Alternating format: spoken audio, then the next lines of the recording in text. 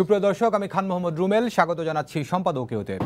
অবসরপ্রাপ্ত মেজর সিনহার মৃত্যুর ঘটনায় গ্রেফতার হয়ে রিমান্ডে 7 পুলিশ কর্মকর্তা। মূলধারার গণমাধ্যম কিংবা সামাজিক যোগাযোগ মাধ্যম সব জায়গায় আলোচনা এই মৃত্যু নিয়ে। এই সময়ে সোমবার অর্থ আত্মসাতের মামলায় আবারও রিমান্ডে রিজেন্টের শাহেদ। এসব নিয়ে আমাদের আজকের সম্পাদকীয় সময় চিত্র। আর এ নিয়ে আলোচনার জন্য আমাদের সঙ্গে সরাসরি যোগ দিয়েছেন সুভাষ সিংহ রায়, রাজনৈতিক বিশ্লেষক। আছেন ডাক্তার সাখাওয়াত হোসেন সায়ন্থ, সাধারণ সম্পাদক জি9, এবং জাকারিয়া কাজল, সিনিয়র সাংবাদিক।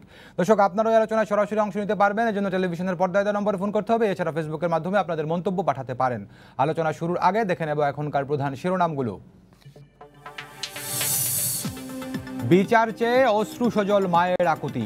মেজর সিনহার মৃত্যুর একমাত্র প্রত্যক্ষদর্শী সিফাত জামিনে মুক্ত।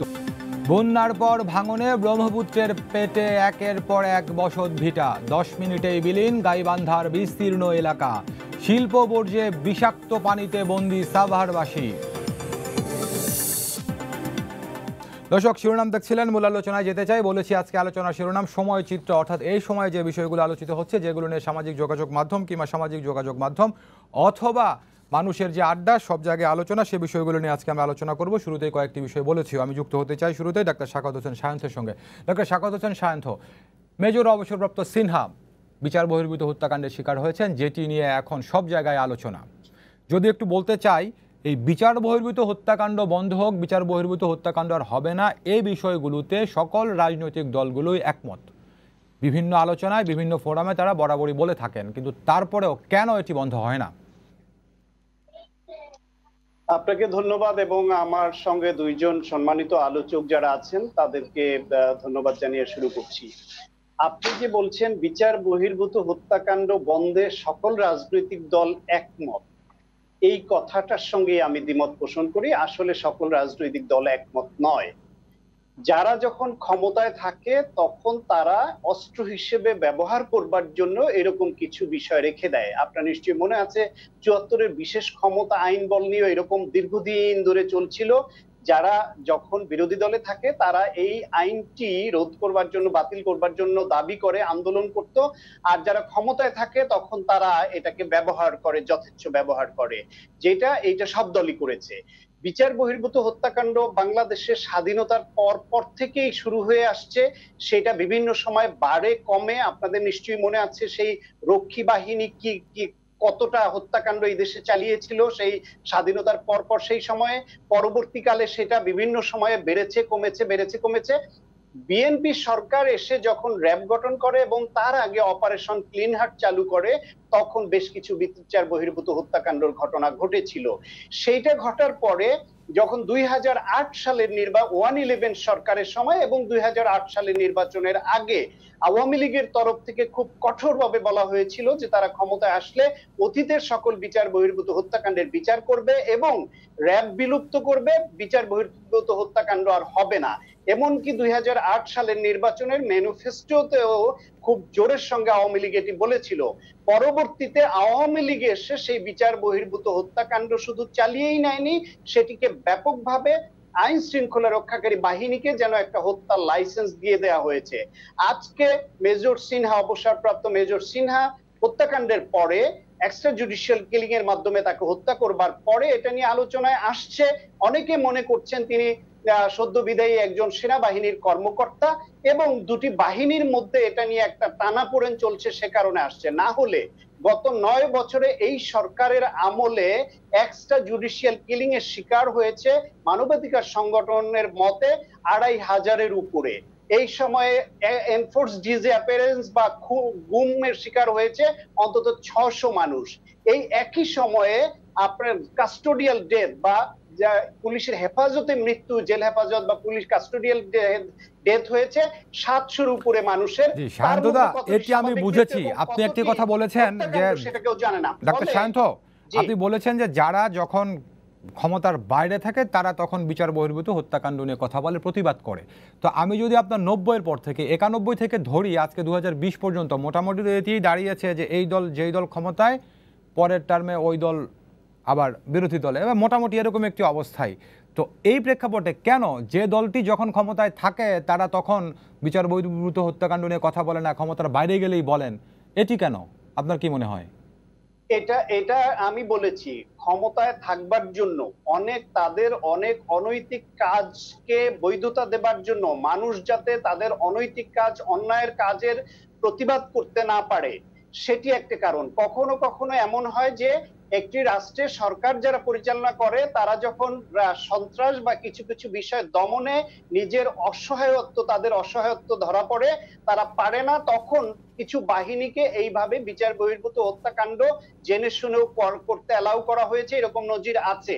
সেই ক্ষেত্রে সন্ত্রাসী বা বিভিন্ন গোষ্ঠী যাদেরকে আইনের আওতায় এনে, বিচারের আওতায় এনে ঠিক এটা নিয়ন্ত্রণ করা যায় না। যদিও একটি মৃত্যু কোনোভাবে বিচার বহির্ভূত মেনে নেওয়া উচিত নয়, সেই সব জিনিসকে জাস্টিফাই করতে গিয়েই বা অ্যালাউ করতে গিয়েই এইসব বাহিনীগুলো তাদেররা নিজেদের স্বার্থে, নিজেদের অর্থনৈতিক এবং অনৈতিক নানান রকমের স্বার্থে অনেক বিচার বহির্ভূত হত্যাকাণ্ড ঘটিয়েছে। আপনার নিশ্চয়ই মনে আছে 2017 সালে সুইডেন রেডিও একটা এক্সক্লুসিভ রিপোর্ট প্রকাশ করেছিল, যার শিরোনাম ছিল exclusive officer exposes brutal killings by Bangladeshi elite police unit RAB, এবং বিস্তারিতভাবে বর্ণনা করেছিল অডিও সহ যে একজন অফিসার তার অজান্তে তিনি টেলিফোনে কিভাবে তারা এই আসামিদের ধরেন, কিভাবে তারা এই তাকে এই ক্রস ফায়ারের এই প্লট তৈরি করেন, কিভাবে হত্যা করেন, সবকিছুর মধ্যে এসেছিল।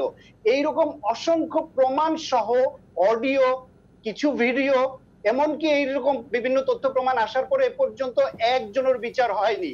এখানে দাদা আছেন, কাজল ভাই আছেন, আমি একটা প্রশ্ন আগাম রাখি। এই যে আমি বললাম যে প্রায় 2500 মানুষকে বিচার বহির্ভূত ভাবে 9 বছর হত্যা করা হয়েছে, তার মধ্যে একটিও কি পুলিশ অন্যায় ভাবে, আমার দৃষ্টিতে সবই অন্যায় ভাবে, কিন্তু তাদের কাছে প্রশ্ন বা সরকার কি মনে করে এর মধ্যে একটি হত্যাকাণ্ড কি পুলিশ, র্যাব কিংবা অন্য বাহিনী অন্যায় ভাবে হত্যা করেনি?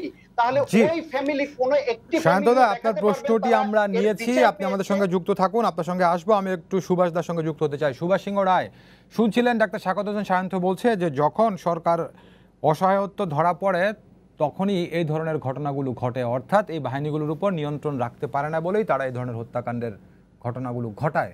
আপনি কি বলবেন?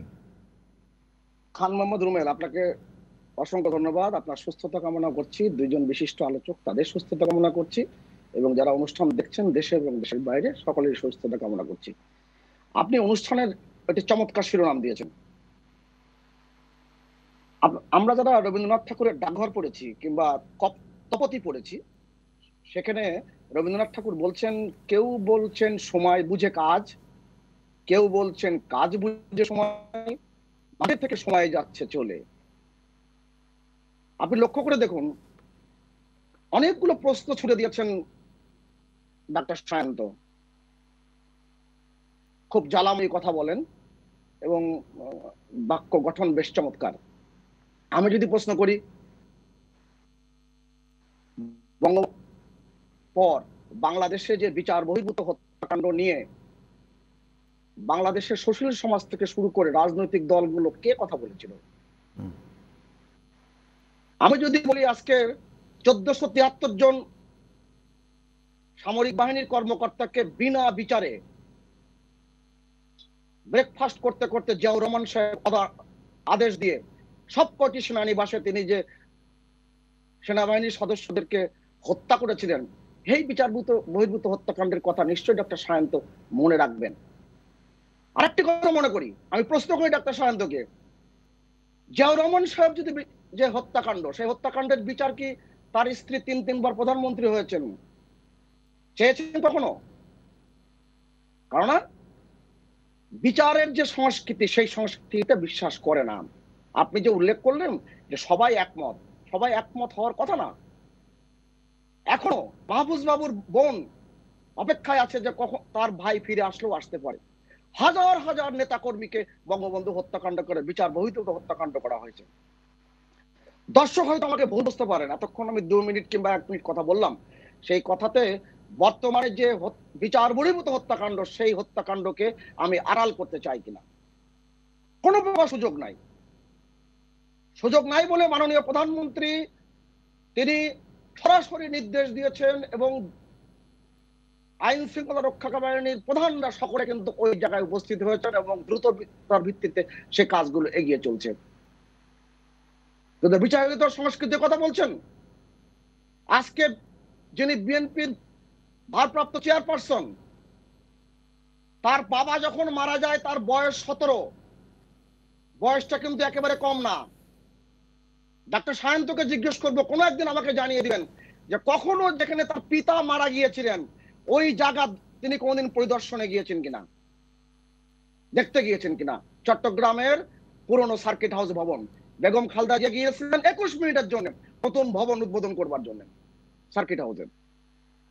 বিচার বহির্ভূত হত্যাকাণ্ড, বাংলাদেশে 2001 সালে 1 অক্টোবর নির্বাচনের পর গ্রামকে গ্রাম জ্বালিয়ে দেওয়া হয়েছে, ধর্মীয় সংখ্যালঘুদের জ্বালিয়ে পুড়িয়ে ছারখার করা হয়েছে।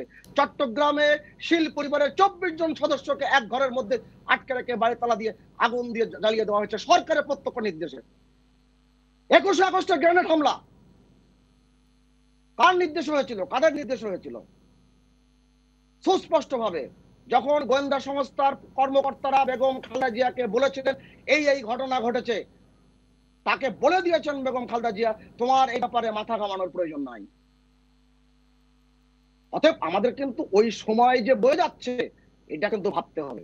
জি সুভাষ দা, আপনার এই কথাগুলোর সঙ্গে আমি একমত, এবং আপনি যেটি বলেছেন যে একটি ঘটনা আরেকটি ঘটনাকে জাস্টিফাই করে না, সেটিও আমি একমত। কিন্তু প্রশ্নটি হচ্ছে কেন আমরা সেই প্রতিযোগিতায় কার সময় কম হয়েছে কার সময় বেশি হয়েছে সেটি না বলে কেন আমরা কেন বন্ধ হবে সেই উদ্যোগগুলো নেই না?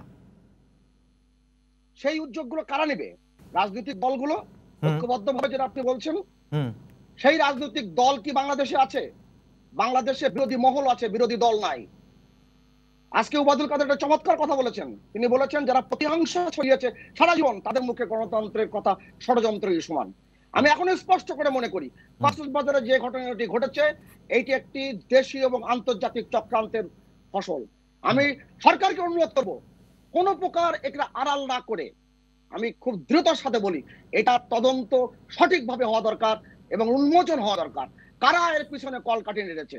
যেমন ভাবে এই আগস্টের শোকাবহ মাসে আমি এখনো দাবি করি যে কারা বঙ্গবন্ধু হত্যাকাণ্ডের পিছনের কলকাঠি নেড়েছেন, কে বলেছেন রাষ্ট্রপতি মারা গেছে, সোমওয়াট ভাইস প্রেসিডেন্ট আছে, কাদেরকে হত্যাকারীরা বিদেশি সংবাদ সংস্থা স্পষ্ট করে বলেছে যে কে জিয়াউর রহমান সাহেব কিভাবে মদত দিয়েছিলেন।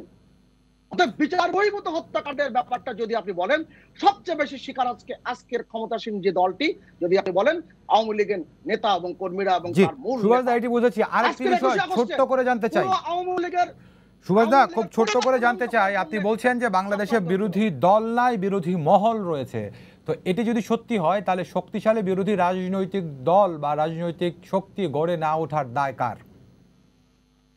অবশ্যই দায় সবারই আছে, আমি তো সবার কাছে স্বীকার করছি দায় আমাদের রয়েছে। আমি আপনাকে একটা কথা বলি, এই হিস্টোরিক্যাল ফুটনোট গুলো আমি শুধুমাত্র ইতিহাসের প্রয়োজনে আমি রেখে যাচ্ছি। 1975 সালের 26শে সেপ্টেম্বর যখন বঙ্গবন্ধু হত্যাকাণ্ডের বিচার করা যাবে না, যে অর্ডিন্যান্স জারি করেছিল খনি খন্দকার মোস্তাক, জিয়াউর রহমান সাহেব 1969 সালে পার্লামেন্টে সেটাকে আইনে পরিণত করে। প্রতিবাদ করেছিলেন কেউ? বলেছিলেন 1969 সালে পার্লামেন্টে যখন এটা আনা হয় তখন পার্লামেন্টে বক্তব্য রেখেছে। এমনকি 21 বছর পর যখন আওয়ামী লীগ সরকার দায়িত্ব আসলো, আজকের প্রধানমন্ত্রী শেখ হাসিনা সরকারের সময় যখন এই ইনডেমনিটি আইন রহিতকরণ বিল আসলো, সেই বিলের প্রতিবাদ করে কিন্তু বিএনপি পার্লামেন্ট থেকে ওয়াক আউট করেছিলেন। অতএব এটা কাকে আশকারা দেওয়া হয়, কাদেরকে আশকারা দেওয়া হয়, ডাক্তার সায়ন্তর বুঝতে এটা সময় লাগে না। জি সুভাষ সিংহ, আপনাকে অসংখ্য ধন্যবাদ, আমাদের সঙ্গে যুক্ত থাকুন, আপনার সঙ্গে আবারও আসবো। আমি একটু বিষয় উল্লেখ করি। বঙ্গবন্ধু হত্যাকাণ্ডের পরে আজকের প্রধানমন্ত্রী শেখ হাসিনা ব্রিটেনে তিনি তার উদ্যোগে এবং সৈয়দ আশরাফুল ইসলাম যিনি প্রয়াত আওয়ামী লীগের সাধারণ সম্পাদক তাদের পরিশ্রমে একটি পার্লামেন্টারি রিপোর্টিং কমিটি হয়েছিল বিলেতের পার্লামেন্টে, এবং সেই পার্লামেন্টে 1982 সালে 24শে মার্চ রিপোর্টটি পেশ হয়েছিল। Thomas William, Shane McBright, Jeffrey Thomas এবং অ্যাব্রো রোজ যারা এই কমিটির মেম্বার ছিলেন, ব্রিটেনের পার্লামেন্ট সদস্য, তাদেরকে জিয়াউর রহমান এই বাংলাদেশে তদন্ত করতে আসতে দেয়নি। আমার এই প্রশ্নের উত্তরগুলো জি, হয়তো অনেকে সুভাষ দিতে সিংহ পারবে রায়, না। অসংখ্য ধন্যবাদ। জাকারিয়া কাজলের সঙ্গে যুক্ত হতে চাই। কাজল ভাই, দুজনের কথাই শুনছিলেন, একটি বিষয় দৃষ্টি আকর্ষণ করি। সায়ন্তদা বলছিলেন যে সকল রাজনৈতিক দল একমত এই বিচার বহির্ভূত হত্যাকাণ্ডের বন্ধের বিষয়, সেটি তিনি মনে করেন না। আমি একটু যোগ করি, আপনার খুব ভালো করেই মনে আছে কাজল ভাই, এই কিছুদিন আগে সংসদে দাঁড়িয়ে একজন সংসদ সদস্য কিন্তু এই বিচার বহির্ভূত হত্যাকাণ্ডের পক্ষেই কথা বলেছিলেন। তো এই যদি অবস্থা হয়, তাহলে আমরা যে কথাগুলো বলে আসছি, কিংবা মানবাধিকার কর্মীরা বলে, আপনারা যারা সিনিয়র সাংবাদিক আছেন আপনারা বিভিন্ন সময় বলেন যে কোনো ব্যক্তি বিচার বহির্ভূতভাবে হত্যাকাণ্ডের শিকার হওয়া উচিত নয়, তাহলে সেটি কিভাবে বাস্তবায়ন করা সম্ভব হবে? এটা খুব সত্য কথা। প্রত্যেকটা মানুষ, সে যত অপরাধী হোক না কেন, তার তার অধিকার আছে বিচারের, তাই না? হুম। আমি একজন একটা অপরাধ করলো, আপনি মেরে ফেলেন, তাহলে যেটা তো পুরো আইনের শাসন বলেন, এটা তো বর্বর একটা ব্যাপার, তাই না? কিন্তু এটাও পাশাপাশি মানতে হবে যে আমাদের দেশে এই সংস্কৃতি তো বহুদিনের, এটা নিয়ে অস্বীকার করার কিছু নেই। আমরা আজকে এটা নিয়ে এত সোচ্চার হচ্ছে, মেজর সিনহা, আমি তার রুহের মাগফিরাত কামনা করি, তিনি মারা গেছে, কিন্তু ওই অঞ্চলে এই জাতীয় হত্যা তো মানে মেজর সিনহাই প্রথম না। এরকম তো অনেকগুলো হয়েছে, কোনগুলো তো নিয়ে এমন হয়। আমি সুভাষদার একটা কথার সঙ্গে একটু গুরুত্ব দিতে চাই, যে সুভাষদা যেটা বলেছেন যে এটার পিছনে হয়তো অনেক চক্রান্ত আছে, কি আছে কি না আছে আমি জানি না, কিন্তু আমি মনে করি এটার যদি সুষ্ঠুভাবে বিচারের পাশাপাশি প্রকৃত ঘটনা যদি মানে আমাদের মানুষের সামনে না আসে, এটার ক্ষেত্রে যদি কোনো ধোঁয়াশা থাকে, তাহলে কিন্তু বিষয়টা ক্লিয়ার হবে না। আমি সুভাষ সিংহের এই দাবিটার সঙ্গে সম্পূর্ণ একমত যে এই বিষয়টা পুরোপুরি ক্লিয়ার করতে হবে। আর আমি যেটা মনে করি, দেখেন, আপনি একটা হত্যার জন্য আমাকে শাস্তি দেবেন, আরেকটা হত্যার জন্য পুরস্কৃত করবেন, এটাও তো ঠিক না, তাই না? এই যে আজকে যে ওসি প্রদীপ সম্পর্কে সবাই বলছেন, সে যে পদকগুলি পেয়েছে, বিএনপি আমল বলেন, এই সরকারের সময় বলেন, এই পদকের আমরা যেটা গণমাধ্যমে দেখলাম, তার এই পদক প্রাপ্তির পিছনে তো এই জাতীয় হত্যাকাণ্ড অনেক বড় ভূমিকা রেখেছে বলেই তো প্রতীয়মান হচ্ছে, তাই না? কাজেই ওই হয় কি, চুলকালে হবে না, যখন আপনি ধরবেন একটা জিনিস, ঘুষি দিতে হবে। আমাদের কেমন যেন একটা মানে টোটাল সিস্টেমটা এমন হয়ে গেছে, আমরা একটা ইন্টেরিয়াম ব্যবস্থার প্রতি সবাই খুব বেশি মনোযোগ হয়ে গেছে। যখনই যে ঘটনাটা ঘটে, আমরা তাৎক্ষণিকভাবে ওটার একটা সুরাহা করতে চাই। এই তাৎক্ষণিক সুরাহা হয়তো বাহবা পাওয়া যায় বা অনেক ক্ষেত্রে অনেক কিছু, কিন্তু মূল উৎপাটন যেটা বলা হয় বাংলায়, সেই মূল উৎপাটন করা হয় না। আপনি দেখেন সিনহা সাহেবের মৃত্যুর পরে যে ঘটনাটা ঘটলো, আমাদের সেনা প্রধান এবং পুলিশ প্রধান যে একসঙ্গে গিয়ে মানে সাংবাদিক কথা বললেন, এটাও কিন্তু একটা নজিরবিহীন ঘটনা। এই ঘটনাটা কিন্তু নানাভাবে ব্যাখ্যা হচ্ছে, তাই না?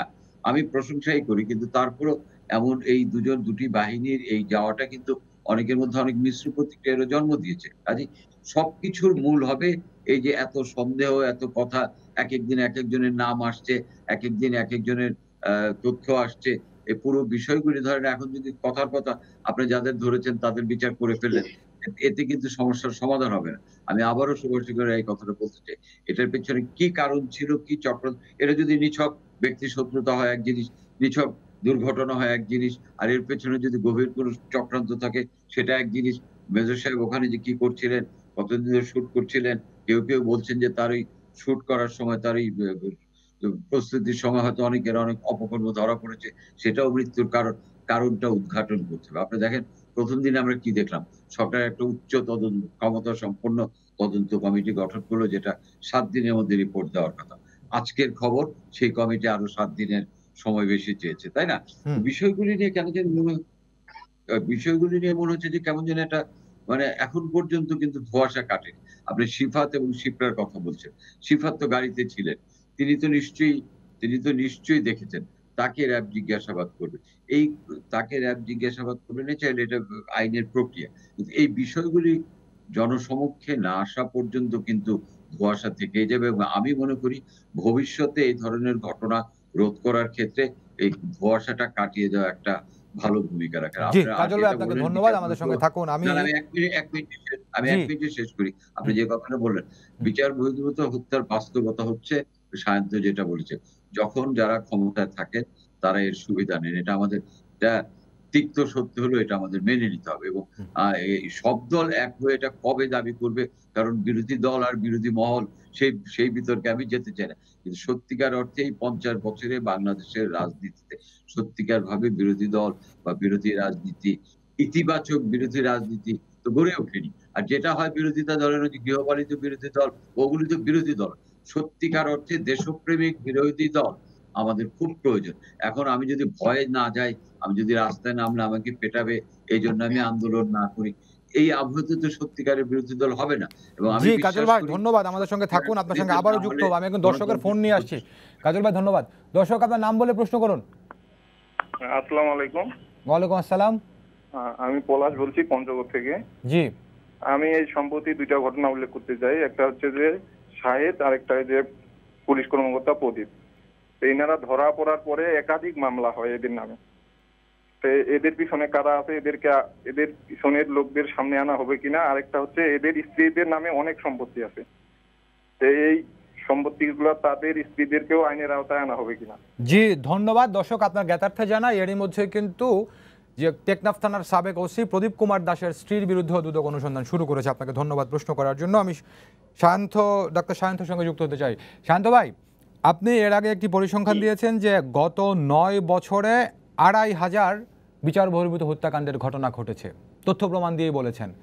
তো এই 9 বছর ছাড়া এর আগের সময়গুলোতে 11 বছর প্রায়। আচ্ছা না, আপনি 9 বছরের কথা বলেছেন, 11 বছরের মধ্যে হয়তো 2009 সাল থেকে আচ্ছা এই 11 বছরে 2500-এর মতো বিচার বহির্ভূত হত্যাকাণ্ডের ঘটনা ঘটেছে। এই 11 বছরের আগের সময়টাতে কি পরিমাণ বিচার বহির্ভূত হত্যাকাণ্ডের ঘটনা ঘটেছে সেই তথ্য কি আপনার কাছে আছে?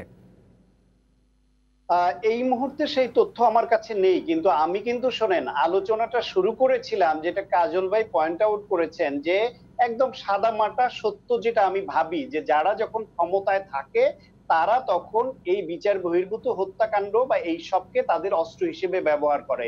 আমি কিন্তু কাউকে বাদ দিয়ে বলিনি। এখন আলোচনাটাকে দাদা কেন, আমি বুঝতে পারি এক যুগ ধরে তারা করাচ্ছেন তো এগুলি, সেজন্য বিব্রতকর তাদের জন্য আলোচনাটা অন্যদিকে নিয়ে গেলেন। জিয়াউর রহমানের নাম উল্লেখ করে বললেন, জিয়াউর রহমানের সময় যদি বিচার বহির্ভূত হত্যাকাণ্ড কিছু ঘটে থাকে তার দায় যদি জিয়াউর রহমানকে নিতে হয় এবং তাকেই হুকুমদাতা বানানো হয়, দাদার সামনে কোনো হুকুম দিয়েছি কিনা আমি জানি না, উনি রাজসাক্ষী কিনা, কিন্তু যদি হুকুমদাতা বানানো হয় তাহলে রক্ষী বাহিনীর সময় যে জাসদের সহ বিভিন্ন পার্টির যে অসংখ্য লোককে যে হত্যা করা হয়েছে, যে রক্ষী বাহিনীর ক্যাম্প ওঠার পরে যে গণকবর আবিষ্কার হয়েছে, সিরাজ শিকদারকে যে বিচার বহির্ভূতভাবে হত্যা করা হয়েছিল, তার হুকুমদাতাকে, সেই প্রশ্নটাকে এখন আমরা করতে পারি? কিংবা গত 11 বছর ধরে এদেশে এই যে আমি বললাম 2500-এর উপরে এক্সট্রা জুডিশিয়াল কিলিং হয়েছে, এই দেশে রাজনৈতিক নেতাদের গুম করে এইভাবে নিয়ে যাওয়ার ঘটনা খুবই রেয়ার ছিল, বা ছিলই না বলতে গেলে। সেখানে যে এই যে 600-র উপরে মানুষকে যে গুম করে ফেলা হলো, এই দেশে কাস্টোডিয়াল ডেথ যে এত হলো, এখন তাহলে এই 11 বছরে তার হুকুমদাতাকে সেই প্রশ্ন কি আমরা করতে পারবো? আমরা এই দেশে সেই প্রশ্নটা দাদার মতো এইভাবে নাম উল্লেখ করে করতে পারি না, কারণ সুভাষ দা বা আওয়ামী লীগের একই সুরে কথা বলা যারা, তারা অনেক কিছু এরকম বলবেন, বলার পরও তারা বেরিয়ে যাবেন, তাদের কারো গায়ে হাতে হাত করা পড়ার ভয় নেই, তাদের কারো গুম হওয়ার ভয় নেই হয়তো, কিন্তু আমরা সেই ভয় পাই। আজকে দেখেন আপনি যে সিনহার ব্যাপারে আজকে সবাই বলছেন যে এটার বিচার হতে হবে, তদন্ত হতে হবে। শুধু সিনহা, মেজর সিনহার এটাই কেন তদন্ত হতে হবে? কেন আমরা বলছি না যে অতীতে যত হয়েছে সবগুলির তদন্ত হওয়া উচিত এবং দোষীদের বিচারের আওতায় আনা উচিত? সেটা আওয়ামী লীগের আমলে হোক, সেটা বিএনপির আমলে হোক, সেটা আরো আগের আমলে হোক, যতগুলি সম্ভব আপনারা বিচারের আওতায় আনেন। আপনারা 11 বছর ক্ষমতায় আছেন, আপনাদের কেউ না করেছে যে বিএনপির আমলে যে বিচার বহির্ভূত হত্যাকাণ্ড হয়েছে তার বিচার আপনারা করতে পারবেন না? করেন না কেন? কত কিছুর ইন্ডেমনিটি বাতিল করেই তো আপনারা বিচার করেছেন, এটা কেন করেন না? কারণ আপনারা এটা চান না, আপনারা এই অস্ত্রকে ব্যবহার করে অনৈতিকভাবে ক্ষমতা দখল করে রাখতে চান। আপনি দেখেন যে আরেকটা তথ্য আমি বলি, আরেকটা কথার বিষয়ে বক্তব্য দেই, সেটা হলো যে বলছেন যে রাজনৈতিক দলগুলোকে বিচার বহির্ভূত হত্যাকাণ্ডের উদ্যোগ নিতে হবে। রাজনৈতিক দলগুলো উদ্যোগ নিবে কি করে? উদ্যোগ তো রাজনৈতিক দলগুলো নেয় না, রাজনৈতিক দলগুলো দাবি করে, প্রয়োজনে আন্দোলন করে। উদ্যোগ নিতে হয় সরকারকে, সরকারকেই সিদ্ধান্ত নিতে হবে যে আর একটি বিচার বহির্ভূত হত্যাকাণ্ড যাতে না হয়। এবং এই দেশের সবকিছুতেই এখন এইরকম গুরুত্বপূর্ণ সিদ্ধান্তের জন্য মানুষ সবাই একজনের দিকে তাকিয়ে থাকে না, সেই একজনকেই বলতে হবে যে আমি আর একটি বিচার বহির্ভূত হত্যাকাণ্ড দেখতে চাই না।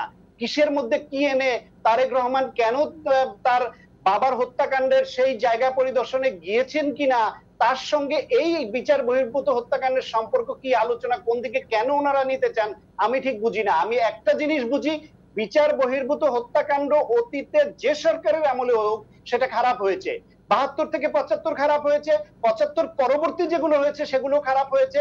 ক্ষমতায় আওয়ামী লীগ এসেছে, বিএনপি এসেছে, ঘুরে ফিরে শুধু আগেরটার দোষ বলবেন আর বর্তমানেরটা জাস্টিফাই করবেন, এটি না করে আমি অন্তত চাই এবং আমি আশা করি সুভাষ দা একজন মানবিক মানুষ, হয়তো রাজনৈতিক কারণে এখন এই বক্তব্য দিচ্ছেন, যে আমরা আসলে অন্তত এই বিষয়ে বলি যে যত বিচার বহির্ভূত হত্যাকাণ্ড ঘটেছে সবগুলো না পড়লেও আলোচিত লোমহর্ষক যেগুলো ঘটেছে সেগুলো অন্তত তদন্ত শুরু করেন যেই সরকারের আমলেও, এবং এখন থেকে এই বিষয়ে আমরা জনমত তৈরি করি, এই বিষয়ে আমরা দাবি করি এবং সরকার যাতে করতে বাধ্য হয় যে বিচার বহির্ভূত আর একটি হত্যাকাণ্ড। আপনাকে ধন্যবাদ, যুক্ত থাকুন। সুভাষ দা, একটা বিষয় আপনার সামনে একটু আমি আনতে চাই। এই যে আমরা খবরের শিরোনামে ছিল যে ওসি প্রদীপের বিরুদ্ধে রিট হয়েছিল 3 বছর আগেই হাইকোর্টে, সেটি তৎকালীন আইজিপির নির্দেশে আর এফআইআর হিসেবে গ্রহণ করা হয়নি। গল্পটা এরকম, কক্সবাজারের মহেশখালীর একজন লবণ চাষী আব্দুস সাত্তার, তাকে বাড়ি থেকে ডেকে নিয়ে হত্যা করেছিলেন এই ওসি প্রদীপ। তখন তার বিরুদ্ধে থানায় মামলা করতে গিয়েছিলেন, থানায় মামলা নেওয়া হয়নি, কোর্টে মামলা এসেছে, কোর্ট থেকে ট্রায়াল কোর্ট থেকে মামলাটি হাইকোর্টে এসেছে, তখন সেটি আইজিপির নির্দেশে বন্ধ রাখা হয়েছিল। তো এই যদি হয় অবস্থা, তাহলে আমরা কিভাবে এই লাগাম টেনে ধরবো এই কতিপয় বিপথগামী পুলিশ কর্মকর্তার? এবং যে বিষয়ে আপনি উল্লেখ করলেন সেটা উত্তর দেবার যথার্থ ব্যক্তি আমি কিন্তু নই, কিন্তু আমি এটা তীব্র নিন্দা জানাই। আবার সেটা রবীন্দ্রনাথের কাছে ফিরে যায়, অন্য ক্ষমতা যখন কম থাকে তখন খোঁচা দেবার ক্ষমতা খুব বৃদ্ধি পায়। আপনি লক্ষ্য করে দেখবেন, আমি যে হিস্টোরিক্যাল ফুটনোট গুলো তুলে ধরেছি সেই ফুটনোটের ব্যাপারে একটা সায়ন্তে কোনো প্রসঙ্গে আসেনি। বঙ্গবন্ধু হত্যাকাণ্ডের সাথে যারা যুক্ত ছিলেন, আমি এখনো বলছি, সেই হত্যাকাণ্ডের সময় কিন্তু বঙ্গবন্ধুর বাড়িতে বঙ্গবন্ধুর 2 সন্তান, একজন ছিলেন আর্মির এক্স ক্যাপ্টেন মরহুম শহীদ শেখ কামাল, আর একজন ছিলেন serving army officer lieutenant Sheikh Jamal. এবং সেন্নিয়াবাদের বাসায় কিন্তু আরেকজন আর্মি অফিসার রিন্টু নামে একজনকে হত্যা করা হয়েছিল। তারা কি সেনাবাহিনীর সদস্য ছিলেন না? তারা কি সেনাবাহিনীর সেই কাছ থেকে তারা এই বিচার বহির্ভূত হত্যাকাণ্ডের ব্যাপারে তারা কি তাদের মায়ের যে আকুতি, তার যে সন্তান হারা যে মায়ের কান্না, সেই কান্না কি আমরা তখন শুনতে পাইনি? আমি বারবার বলছি, কোনোভাবেই সিনারি। সুভাষ দা, আমরা একটু সময় চেয়ে নিচ্ছি আপনার কাছ থেকে। কক্সবাজারে নিহত সাবেক অবসরপ্রাপ্ত মেজর সিনহার যে সহযোগী শিপ্রা দেবনাথ এবং সিফাত, তারা দুজন গণমাধ্যমের সঙ্গে কথা বলছেন, আমরা একটু তাদের কথাটা শুনে আপনাদের সঙ্গে আলোচনায় আসবো। জি, আমরা যাচ্ছি কক্সবাজার। ট্রমার ভিতর দিয়ে আমরা গিয়েছি, সাডেন যে ইনসিডেন্টগুলো আমাদের সাথে ঘটে গেছে একের পর এক, এগুলো আসলে খুবই অনাকাঙ্ক্ষিত এবং হঠাৎ করে ঘটে যাওয়ার কারণে আসলে আমরা এখনো মেন্টালি ট্রমাটাইজড। আমি বলবো, আমার কথাটা আমি বলছি, আমার মনে হয় যে সিফাতেরও তাই আসলে। হ্যাঁ, আপাতত ফ্যামিলির সাথে আসি, সেভে আসি। আর সকালের যেই আজকে আমাকে ছাড়া হয়েছে, তো সকালবেলা আসলে আমি ফ্যামিলির গাড়িতেই, তারা রিজার্ভ করা গাড়িতেই এসেছিলাম। তো এ ব্যাপারে আসলে আপাতত আমরা সেভে আছি। আর দেশবাসীর প্রতি তারা আমাদের জন্য যে মানববন্ধন করেছে তাদের প্রতি আমি কৃতজ্ঞ, এটাই আমি বলতে চাই।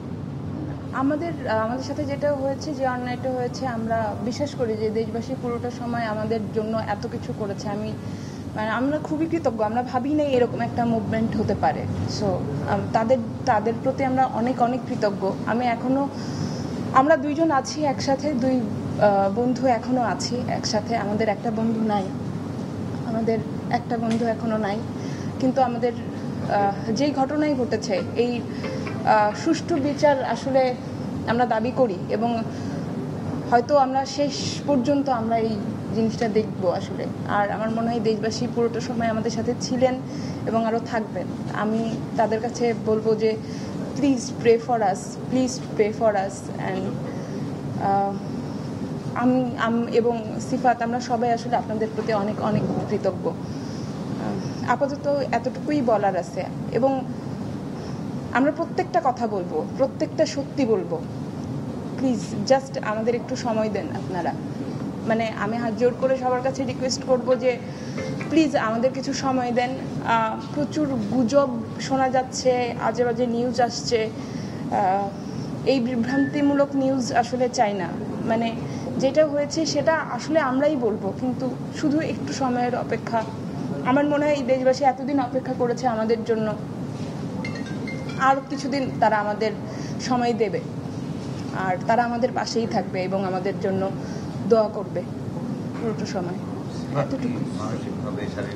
হ্যাঁ, মানসিকভাবে শারীরিকভাবে আমি ঠিক আছি। যে একটা গুজব ছড়িয়েছিল এরকম যে আমার পায়ে হয়তো গুলি লেগেছে, আসলে না, এরকম কিছু হয়নি। শারীরিকভাবে আসলে আমি সুস্থ। হ্যাঁ, আমরা আশা করছি সুষ্ঠু কোনো তদন্ত হবে, অবশ্যই এর বিচার আমরা সুষ্ঠু বিচারই কাম্য, এছাড়া তো বাকি আর কিছু ফেরাবার নাই, যে চলে গেছে। আর কারা কর্তৃপক্ষ আমাদের সাথে পুরোটা সময় খুবই ভালো ব্যবহার করেছে, পুরোটা সময় তারা আমাদের টেক কেয়ার করেছে প্রপারলি। তো আমি তাদের সবার প্রতি কৃতজ্ঞ আর কি। Thank you so much. Thank you.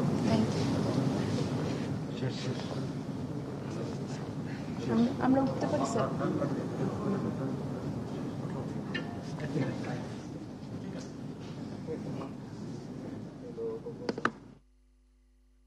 Subhash দা, আপনার কথার মাঝখানে আমরা শুনছিলাম যে সিপ্রা এবং সিফাত যে দুজন ওই দিন অবসরপ্রাপ্ত মেজর সিনহার সঙ্গে ছিলেন, তাদের বক্তব্য, তারা যেটি বললেন, হয়তো ওই দিন আসলে কি ঘটেছিল সেই ঘটনার প্রত্যক্ষদর্শী কিন্তু সিফাত। সেই প্রশ্নগুলোর উত্তর হয়তো পরবর্তীতে আমরা জানবো। আপনার আলোচনায় ফিরতে চাই সুভাষ সিংহ রয়। আমি গণমাধ্যমকে অনুরোধ করব এই বিষয়ের পুঙ্খানুপুঙ্খ তদন্তের জন্য তাদের যতটুকু করবার তারা যেন করেন।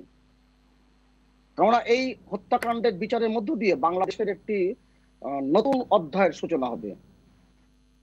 দেখলেন যে বললেন, আমার মনটা কিন্তু ভরে যায়, কারণ আমি একটি মাত্র কন্যা সন্তানের পিতা। আমি, আমার ঘরে সন্তান আছে, আমার বুকটা কান্নায় ভেঙে যায়। এরকম একটি ঘটনার মুখোমুখি হতে পারে, এরকম একটি বিশ্ববিদ্যালয়, তার যে মানসিক যে অবস্থা, তাদের যে অবস্থা, সিফাতের যে অবস্থা, তাদের পরিবারের যে অবস্থা, এটা কিন্তু বুঝি। কিন্তু বাংলাদেশের একটি কিন্তু শব্দ যোগ করে এটাকে লঘু করা নয়, কিন্তু বাংলাদেশে এখন এই ব্যাপারে কথা বলার অবস্থা বাংলাদেশে তৈরি হয়েছে, প্রতিবাদের ভাষা তৈরি হয়েছে, প্রতিবাদ করার মতন পরিবেশ তৈরি হয়েছে। এইটাই আমি বলবার চেষ্টা করেছি। আপনার সাথে কথা উল্লেখ করি, আমি যে কথা আমি শোনেন, আমি শেষ করি। আমি যে কথাগুলো বারবার বলি, আমি কিন্তু ইতিহাস থেকে সবসময় ফুটনোটটি দিই।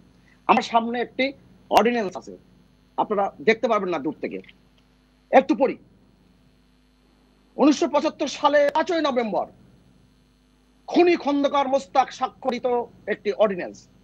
বলা হলো, a 3-member of Judicial Inquiry Commission is hereby constituted to hold the immediate judicial inquiry into the circumstances under which 4 prominent persons are brutally murdered in Dhaka Central Jail. The commission will be headed by Justice Hasanuddin Chowdhury, Judge of Supreme Court Appellate Division, with Justice K.M. Soban and Mr. Justice Syed Muhammad Hossain of the Supreme Court of Bangladesh as a member. The inquiry commission will also investigate under the which circumstances some of the criminals were given safe passage to leave this country. এটা হচ্ছে খন্দকার মোস্তাকের স্বাক্ষরিত 5 November. Ziaur Rahman সাহেবের তথাকথিত সিপাহী অনতার বিপ্লবের পর ক্ষমতায় এসে এই অর্ডিন্যান্স বাতিল কেন করেছিলেন? অতএব বিচারহীনতার সংস্কৃতির যে জায়গাটি, এটা কিন্তু বঙ্গবন্ধুর হত্যাকাণ্ডের মধ্য দিয়ে হয়েছে, যেটার পরিণতিতে 21শে আগস্টে গ্রেনেড হামলা করে বঙ্গবন্ধুর কন্যার সহ আওয়ামী লীগের পুরো পরিবারকে ধ্বংস করে বিচারহীনতার সংস্কৃতি বাংলাদেশে প্রতিষ্ঠিত করা চক্রান্ত হয়েছিল। জি সুভাষ দা, ধন্যবাদ। আমাদের সময় বেশি নেই, আমি আরেকবার আপনার কাছে আসবো। ধন্যবাদ সুভাষ সিংহ রয়। আমি একটু কাজল ভাইয়ের সঙ্গে যুক্ত হতে চাই। সুভাষ দা, আমার হাতে সময় কম, আমি আবার আপনার সঙ্গে যুক্ত হব। কাজল ভাই, সুভাষ দাকে আমি যে প্রশ্নটি করেছিলাম যে এই যে ওসি প্রদীপের বিরুদ্ধে 3 বছর আগে মামলা করতে চেয়ে মামলা করা যায়নি, তৎকালীন পুলিশ প্রধান সেটিকে না নেওয়ার জন্য হাইকোর্টে চিঠি দিয়েছিলেন। সুভাষ দা বলছেন এটির জন্য তিনি যথার্থ কর্তৃপক্ষ নয়, কিন্তু একজন সাংবাদিক হিসেবে আপনি তো বলতে পারবেন। আপনি এর আগে বলছেন যে সিস্টেমের কথা, তো এই যদি হয় সিস্টেম, এই সিস্টেম পরিবর্তন না হলে আমরা যেগুলোর কথা বলছি সেগুলো কি সম্ভব? না না, আই কন্ডেম দিস থিং। তবে একটা জিনিস মাথায় রাখেন, আপনি কেবল সিআইজি, একজন পুলিশ অফিসার একটা রেঞ্জে 25 বছর চাকরি করছেন। বাংলাদেশ পুলিশের ইতিহাসে এমন কোন অফিসার আছেন যে তিনি চিরাং, মানে প্রদীপের বেলা যেতে, সে কিন্তু চিরাং রেঞ্জের বেলা চাকরি করে। কাজেই প্রদীপকে যারা হৃষ্টপুষ্ট করতে সাহায্য করেছে, প্রদীপের চাকরি হয়েছে কার জিওতে, তারপরে সে কিভাবে ভোল বদলে কিভাবে কি করেছে। এবং আপনি কি মনে করেন যে আজকে প্রদীপের যে অবস্থান, এটার পিছনে একমাত্র প্রদীপই দায়ী? আপনি তৎকালীন আইজিপির কথা বলছেন। এই গত 25 বছরে একজন পুলিশ অফিসার যখন একটা রেঞ্জে কাজ করেন, এর পেছনে তো নিশ্চয়ই আরো অনেকেই আছে, তাই না? কাজেই আমি যেমন শাহেদের বেলা আমরা বলি যে শাহেদের পেছনে যারা আছে তাদের বের করতে হবে। একইভাবে আপনি যদি খালি ওই ঘটনার সময়, আমি যেটা আগে বলেছি, আমরা সবসময় খুব তাৎক্ষণিক একটা কিছু করতে চাই। এই তাৎক্ষণিক কিছু করতে গেলে কিন্তু মূলোৎপাটন হবে না। কারা প্রদীপকে প্রশ্রয় দিয়েছে? এই প্রদীপ তো আজকে একদিনে গড়ে ওঠেনি। মেজর সিনহারে মারার মধ্যে তো প্রদীপ গড়ে ওঠেনি। প্রদীপ এত বছর কি করে, এবং প্রদীপের বিরুদ্ধে আপনি জানেন যে 5 লাইশ থানা থেকে তাকে উইথড্র করা হয়েছে। বন্দরে একজন ব্যবসায়ীকে হ্যারাসমেন্ট করার জন্য তাকে বন্দর থানা থেকে উইথড্র করা হয়েছে। তার বিরুদ্ধে কিন্তু এরকম অভিযোগ এখন গণমাধ্যমে আসছে। এই সমস্ত অভিযোগের পরে তার শাস্তি হয়েছে কি, এক থানা থেকে আরেক থানায় বদলি। এই বদলি কিন্তু কোনো শাস্তি না। তো পুলিশের আইনে কি এটাই শাস্তি? এবং আজকে আমরা প্রদীপকে দোষ দিচ্ছি, প্রদীপ অবশ্যই দোষী, কিন্তু এই প্রদীপকে 25 বছর ধরে যারা আশ্রয় প্রশ্রয় দিয়ে আজকের প্রদীপ বানিয়েছে, আপনি যদি সেই মেকানিজমটা না ভাঙেন, আজকে হয়তো এক প্রদীপের শাস্তি হবে, কালকে আরেক লণ্ঠনের উৎপত্তি ঘটবে, পরশুদিন আরেক মোমবাতির উৎপত্তি ঘটবে। কাজে আপনি যদি এই উৎপত্তি স্থলগুলি ধ্বংস করতে চান, আপনাকে গোড়ায় যেতে হবে। জি কাজল ভাই ধন্যবাদ আপনাকে, সময় আমার হাতে কম। কাজল ভাই আমি ধন্যবাদ দিচ্ছি আপনাকে। আমি একটু সাকাত হোসেন সায়ন্তের সঙ্গে যুক্ত। সায়ন্ত ভাই, এই বিভিন্ন সময় আমরা এই পুলিশ বলি কিংবা বিভিন্ন সরকারি দপ্তর কিংবা সংস্থা, তাদের উপর রাজনৈতিক প্রভাবের খবরও দেখি। তো রাজনৈতিক প্রভাব যদি বন্ধ না হয়, তাহলে আমরা যে সিস্টেম পরিবর্তনের কথা বলি, সেটি কি সম্ভব হবে? না, রাজনৈতিক প্রভাব যদি বন্ধ না হয় সেটি সম্ভব হবে না। তার থেকে আরো বড় কথা হলো, পুলিশ বা বিভিন্ন বাহিনীকে রাষ্ট্রীয় ক্ষমতায় থাকবার জন্য যে অনৈতিক ব্যবহারের যে প্রক্রিয়া শুরু হয়েছে, সেখান থেকেও বেরিয়ে আসতে হবে। না হলে এই পুলিশ বাহিনীকে কন্ট্রোল করার যে অধিকার, সেটিও ঊর্ধ্বতন কর্তৃপক্ষ হারিয়ে ফেলেন, তার নজির আমরা দেখছি। আজকে আমি আগেই বলেছি যে 2500-এর উপরে এক্সট্রা জুডিশিয়াল কিলিং হয়েছে এই সরকারের আমলে। এক প্রদীপ কতজনকে মেরেছে? তাহলে শুধু প্রদীপ কেন, এরকম অসংখ্য প্রদীপ তো আছে দেশে। এই দেশটা তো এখন প্রদীপময়। সেই প্রদীপদের সকলকে যদি বিচারের আওতায় আনা না যায়, এবং সরকারের যে তরফ থেকে যদি অঙ্গীকার না থাকে সত্যিকার অর্থে যে আর গুম হবে না, ইলিয়াস আলীর মতো কোন নেতা এইভাবে গুম করে রাখা হবে না। এই দেশের অসংখ্য মায়ের বুক খালি হয়েছে গুম করে, এক্সট্রা জুডিশিয়াল কিলিং করে, কাস্টোডিয়াল ডেথের মাধ্যমে। আমি বুঝি যে সুভাষ দা এই সময়ের যে এক্সট্রা জুডিশিয়াল কিলিং, গুম খুম, এগুলো নিয়ে হয়তো বিব্রত, কথা বলতে পারবেন না, সেই জন্য ঘুরে ফিরে তাকে 75-এই যেতে হয়। 75-এর ঘটনার তো বিচার হয়েছে। এখন এই যে হত্যাকাণ্ডের শিকার অসংখ্য মানুষ, তাদের পরিবারের তো এই বিচার পাওয়ার অধিকার আছে। সেই বিচারটি তারা কবে পাবে? এবং এই যে প্রতিনিয়ত যে হত্যাকাণ্ড হচ্ছে, তা তো বন্ধ হওয়া উচিত, সে কথাটাই মনে করিয়ে দিতে চাইছি। ফলে রাষ্ট্র ব্যবস্থায় যদি আপনি গণতন্ত্র আনতে না পারেন, যদি সুশাসন ফিরিয়ে আনতে না পারেন, আইনের শাসন আনতে না পারেন, বিচার ব্যবস্থাকে সত্যিকার অর্থে স্বাধীন করতে না পারেন, তাহলে অতীতের খারাপগুলোকে তুলনা হিসেবে এনে সুভাষ দা বর্তমানকে জাস্টিফাই করার আপ্রাণ চেষ্টা করে যেতে পারবেন, কিন্তু তাতে জাস্টিফাইড হবে না। মানুষ খারাপ। ধন্যবাদ ডাক্তার সায়ন্ত। সুভাষ দা, সায়ন্ত ভাই বলছেন যে অতীতের যে হত্যাকাণ্ডগুলো ঘটেছে বিচার বহির্ভূত, সেগুলোর বিচার তাদের পরিবার পাবে কি না? অবশ্যই এই বিচার পাওয়ার অধিকার তাদের আছে, এবং একটি গণতান্ত্রিক রাজনৈতিক কাঠামোতে এটা খুব বেশি জরুরি। এবং সেটাই কিন্তু বঙ্গবন্ধু কন্যা শেখ হাসিনা প্রধানমন্ত্রী হওয়ার পর থেকে এই কাজটি করেছেন। তিনি তার পিতার হত্যার বিচার জন্য তিনি বিশেষ ট্রাইব্যুনাল গঠন করতে পারতেন, করেছেন কি? করেননি। 35 বছর অপেক্ষা করেছেন এই বিচারের রায় বাস্তবায়নের জন্য। তার রাজনৈতিক দক্ষতা এবং দূরদর্শিতা।